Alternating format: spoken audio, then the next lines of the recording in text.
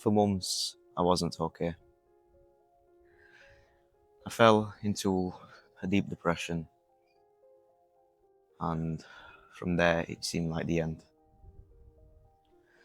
For a lot of people, having their career completely ruled out might not seem as much. They've always got backup plans, they've always got other things planned. But for me, I put my life and my soul into joining the army. But somehow, I picked myself up and I managed to build myself back up from the bottom. So here's my story. Ever since I was a young kid, I always dreamed about joining a large team of people and tried to make a difference. Of course, I was dreaming about the uniforms and the big guns, but that was always my dream, to be a part of something and make the slightest difference there was. And during high school is when I spent most of my time in the cadet force. For people that don't know what the cadet force is, it's an organisation where volunteers run it, and it's ex-servicemen and ex-servicewomen who volunteer their time to showcase what the army has to give to young people. So they basically get like a taster of the army. They get to do fieldcraft. They learn the discipline that is required by ironing uniforms, showing up to drill on time, and it also lets them build as people. And I spent 3 years in the cadet force, and from there I started building this dream of joining the army, because I always wanted, like I said, to be a part of something big, something bigger than myself, to build on my discipline, to work with other people, and to make the slightest difference I can. And spent a lot of time looking into it, looking what I need to be, what qualities I need, what fitness looks like in the army. And I thought, in a couple of years' time, I'll be ready to join. So I kept dreaming and dreaming.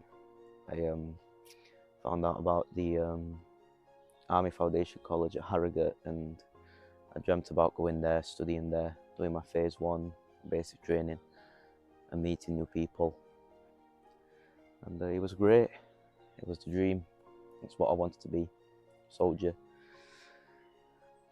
Don't matter if I got shot in the or anything like that, God forbid. But I spoke to a lot of sergeants from my cadet force. I remember there was a sergeant called Lee Deacon, and if you're watching this, I hope you're doing well.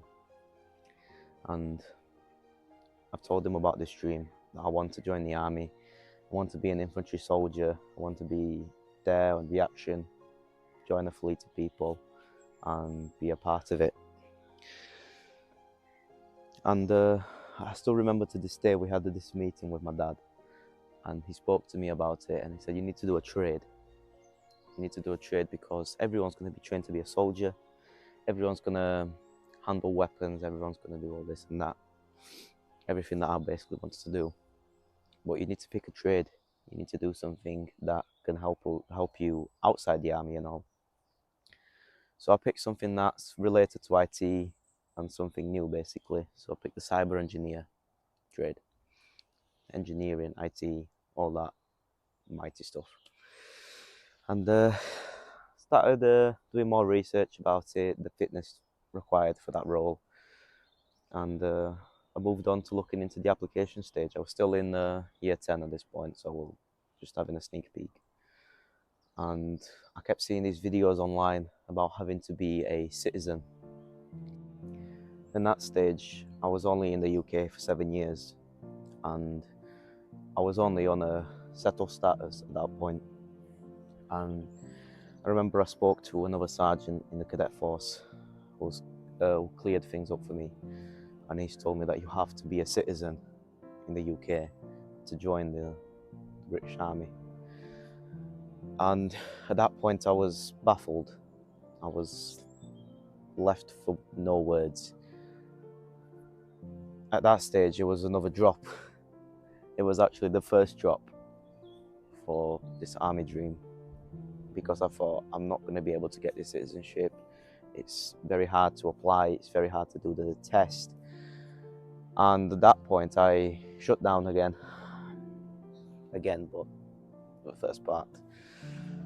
And I remember I had a good chat with my dad and my family, and they told me, I overcome so many things in my life. We'll get through this together. We'll get it. We'll get through this. We'll get the citizenship, and we'll get you in the army. And there's planes flying above. Great for the setting. And at that point, I said, I'm going to apply for this. I'm going to get the citizenship no matter what, and I'll carry on with this dream, because I want to be in the army and I want to be in it now. So I took a couple of weeks to research more about applications. What do you need to have? What documents and other things? And I found this application form that's for under 18s, and that meant I didn't have to do the test, which would have cost another £200. And from there, I began the application, and I had another setback. I only had this settled status for 6 months, and in order to continue with this application, the settled status had to be a year old. So I had to wait another 6 months before I could continue. And at this point, I was at the start of year 11. So I was coming very close to the deadlines, and to the point if I still wanted to reach Harrogate in time. From there, I carried on with the application. I did a lot of it myself, uploaded documents, filled out details, and I tell you what, it took months. The application stage is the longest thing in the whole wide world, and it took a lot of time. But I filled it out, and from there, we were waiting for it to get processed. And this was in October. And from October until December, it was just a little waiting period for the dual confirmations. And in December, I got my British citizenship. And from this year, would have had it for nearly 3 years. At that stage, I was so happy because I could continue with my army application. Start of January, start it all, and begin this new stage of getting into my dream. So I began all the application. That one took ages too. Remember, me and my dad went to the careers office in Doncaster, the army careers office, and we spoke to the bloke there, measured me, weighed me, and we just kept talking about this, what I wanted to do in the army, things like that, until I still remember this like yesterday. I got to the medical part, the medical stage of the application, and I thought, I'll get over this. I don't have any health issues, so easy job, bread and butter. But what I didn't realize is that a 2-week migraine would completely put me on a standby, would completely rule me out of the army. So at that stage, I wasn't eating properly. I was skipping meals, and I wasn't eating enough. I meant I was fainting most of the time. I was anemic, and for 2 weeks I had these migraines, continuous migraines for every single day for 2 weeks. My head would bang and it wouldn't stop. And I went to the doctors, they gave me the medication that I needed, the antibiotics, and after that, all that went well after that. But it's just when I reached that point in the application where they said, we can't carry you forward because your migraines, and of course, the leukemia records because I only moved to this country 9 years ago, I didn't have my full medical records to state my diagnosis of leukemia, where I had my chemo, where I had my transplant. I had absolutely nothing here, apart from my current medical records, the present ones. I had absolutely nothing.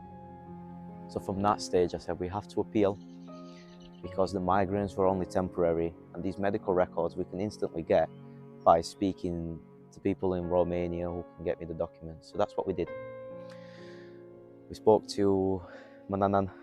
She got the documents and we faxed them over here. We got all the copies that we needed, put them all in the army appeal. I sent over all my diagnosis documents and my chemo, my bone marrow transplant, and we sent it in an appeal. And this was during this exact period in 2024. And I waited months for this appeal to come back. I waited for so long, and at this point I started losing hope. I was like, they're not coming back, they're not coming back, they're not coming back. I'm not going to get in the army. And summer of 2024 is where they hit me with this decision, their decision to permanently disqualify me from joining the army because I had chemotherapy. This is still very hard for me today to speak about, and I never talk about it in deep detail. And at this point in my life, I shut down, completely shut down. For me, there was no escape from this. This was my only dream. This was the only thing I wanted to do. Of course, I always had the backups of what to do, and I was good at other things. But for me, this was the only dream that I've been chasing for years. For years. And that decision and that message that I got on the portal, it completely struck me. Completely struck me. It was the last hit in my book, and I struggled for a lot of months. And you may wonder why I'm in this setting, the nature, the trees around me. And this is a place where I always would come to clear my mind, to think and breathe, and try to make sense of what was happening. And like I said, I've never spoken about this in so much detail, of opening up online, because this was the toughest period of my life. And it's took me a lot to put myself back together and to build myself back up. And I was lucky to have had my college course of public services at Barnsley, just as another way, another backup, or something I can cling to, and still cling to the public service dream of still joining an organisation that could make a difference. And that was the only way for me moving forward. From there, I started my college course as normal. And at that point, I was still struggling. I was struggling a lot. I may have seemed just like a normal person, happy, but for me, I was still struck by that decision that they made during the summer. And for a couple of months while studying, I still wasn't keen on a decision on what to do, on what career to pick, and what to open my eyes to, until I did a bit of research. I looked into the police. The police is more reliant on medical part, so they would let me off with leukemia and chemotherapy and things like that, and I could still chase up that public service dream. But I haven't made this video to share a sob story with you online on YouTube, but I'm here to tell you about the story of growth, because at that point, while I was down, I also grew. Even though I was at the lowest point in my life, I picked up myself and I said, I need to move on and I need to find better things to do, better things to make a difference. And I remember this to this day in September when I started fundraising for the first time. I said, if I get disqualified from the army, I may as well go help someone else.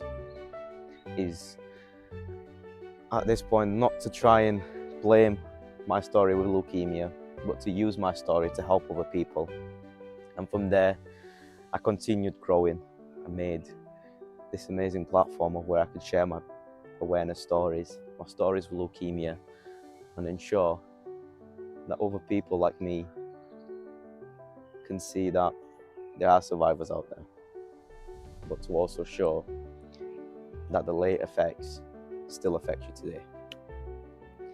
So even though I had leukemia 12 years ago, I'm still impacted to this day, but that will never, ever stop me from growing and making a difference to other people. So I want to thank you for watching this very long video about my story. And I hope it does inspire you. I know I say this at the end of every single video, but this story of basically going up and down, and eventually growing and moving on, it also applies to other people. So I'm going to end it here, and thank you very much.